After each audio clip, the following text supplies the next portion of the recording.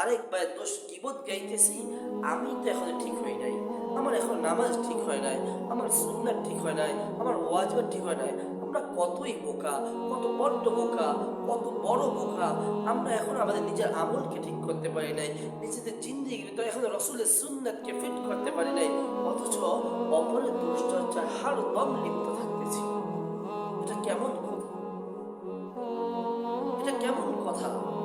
এক রসুল একবার এক সাহাবী আল্লাহ রসুল শেষে বললেন, ইয়া রাসূলুল্লাহ আখবিরনি বিআমালিন, আমাকে এমন একটি আমলের কথা বলে দেন, লা আসআলু আহাদান আনহু, যার ব্যাপারে আমি আর কাউকে প্রশ্ন করবে না। আল্লাহ রসুল বলছেন, ইত্তাকিল্লাহ সুম্মা ইস্তাকিম, তুমি আল্লাহকে ভয় করো এবং অটল থাকো। ওই লোক আবার বলল, সুম্মা আইয়ু শাইইন, তারপর কোন জিনিস? ইয়া রাসূলুল্লাহ, আল্লাহ রসুল বললেন, তুমি তোমার জবানকে হেফাজত করো। আশারা ইলা লিসানিহি,